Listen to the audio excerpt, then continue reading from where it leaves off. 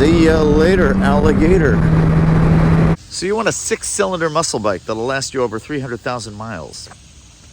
Gosh, if only Honda had made something.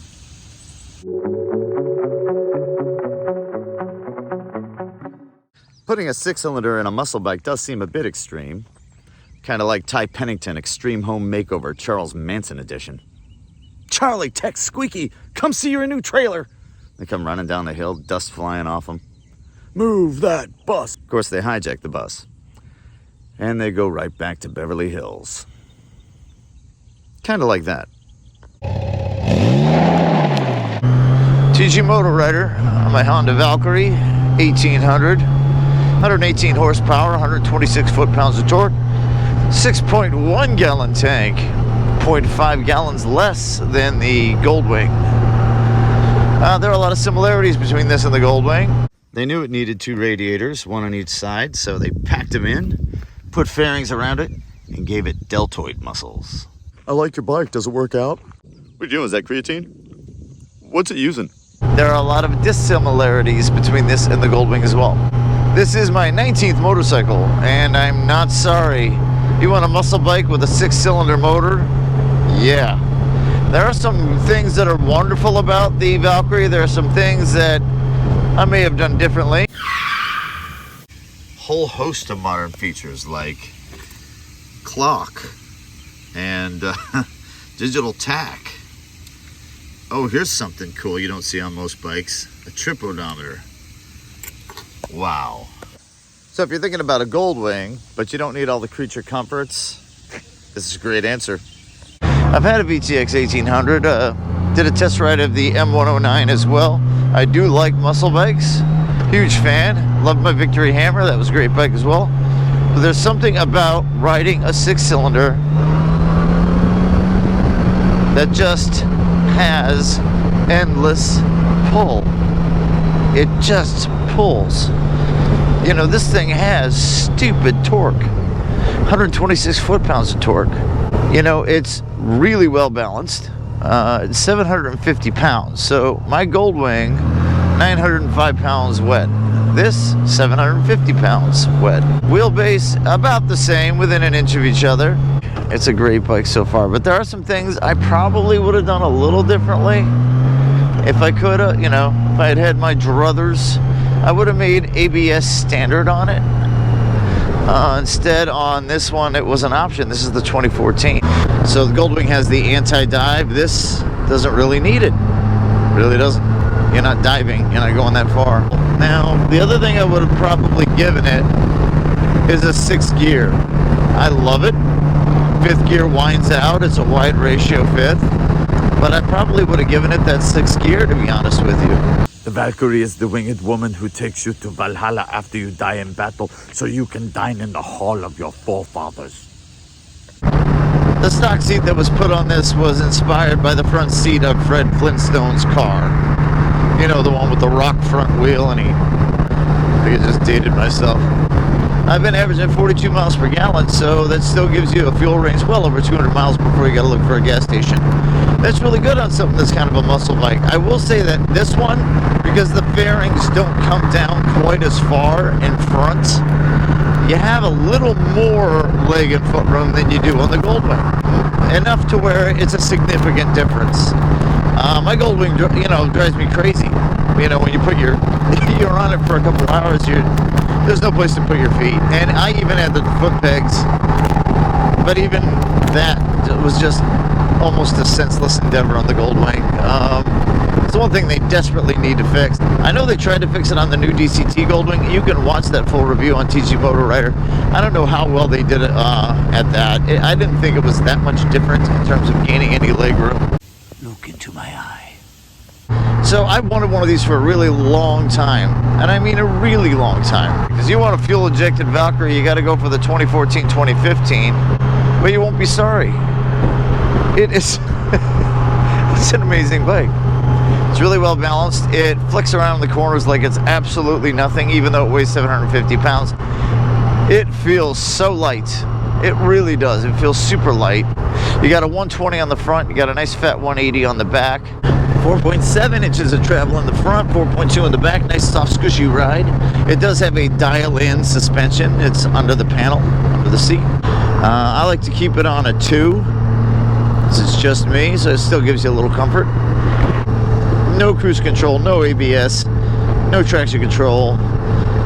Just 6 cylinders with 126 foot-pounds of torque and whatever's left of the common sense in your throttle hand. William Shakespeare said it best. Empty lake, empty street, the sun goes down alone. Driving by your house. No, you're not home, but... Now, because it's only 750 pounds wet, you do not get reverse. So you're thinking, why would you want to get a Valkyrie? Well, why wouldn't you? Pressing this thing into the corners, as you can see, is an absolute joy. Absolute joy. This bike is going to be my daily grinder. You know, this to me is much easier to deal with going to work every day than a big giant Goldwing. Everything this thing brings to the table is just so darn good and flickable and easy to deal with. I love it. The horn. Like, that's a serious horn. That's not an impotent horn that goes, oh, excuse me. That's a horn that says, eat my jet wash. Which you will find most cars will. This thing's super quick. Engine braking's very good. Throttle's very good. This is what I'm talking about. It is so easy to corner. It's easy to deal with. And the throttle, see ya later, alligator. Yeah, Valkyrie for sure. Standing up on the pegs, awesome. Look, I'm standing up on the pegs.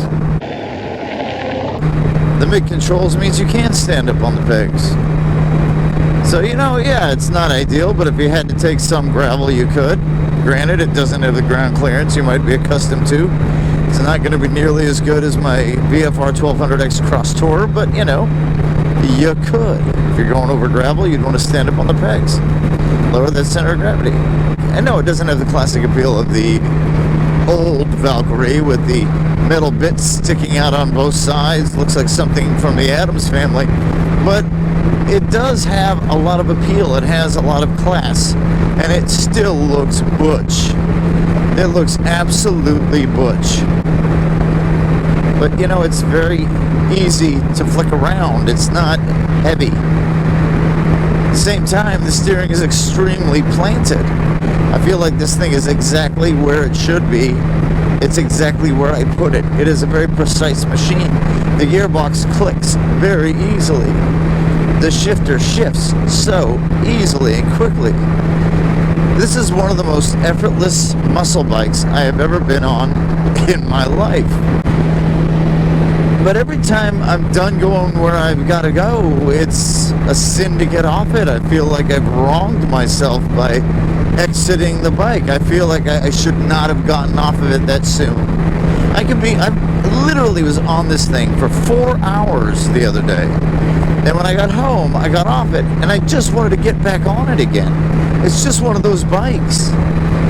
There's just too much character. There's too much to like.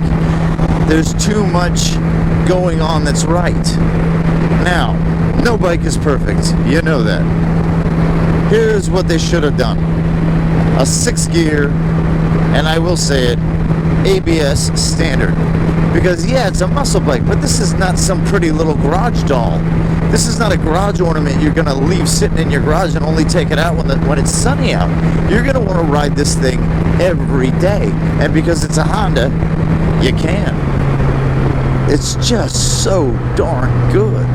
Corner's good, accelerates beautifully, it's effortless to throttle around. You can thrash it around like it's nothing. I mean, it's just easy to deal with.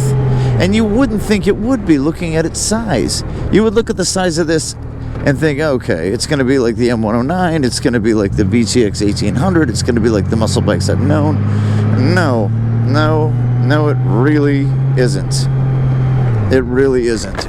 And it's just, it comes off as much, much more than just a lightweight Goldwing. This is not just a lightweight Goldwing. It's like a Chevelle mated with a UFO, and this is what came out. This is not just a Goldwing with the bits lopped off. Okay, this is something they considered. From the wheelbase to the tire size to everything on down. They thought about it because it's so perfectly put together. It is so well balanced. I've test ridden more motorcycles than I can count. So when you are on something that stands out and really is quite amazing and really does take your breath away for a lot of reasons, not just the cornering and the acceleration, but the looks, and it all comes together and coalesces into this perfect package. When it comes to sport tours, you know I think the FJR 1300 is one of the finest motorcycles ever made. But when it comes to muscle bikes, I'm gonna roll with this bad boy right here. And I know you're gonna say, well, you know, I think the VTX 1800 might have been 0.2 seconds faster on the 0 to 60. That might be true. But I had a VTX 1800, and that was raw, and I loved very much the VTX 1800. But this is something a little more poised. This gives you something a little more agile. Actually, a lot more agile, to be honest with you. And when you put the entire package together, you end up with a complete and total symphony of two-wheeled almost perfection. The coarser appetite of nature is gone, and 'tis methinks the food of angels I require. And that's my review of the 2014 Honda Valkyrie. Put Jesus on the front, pray before you go. TG MotoRider, signing off.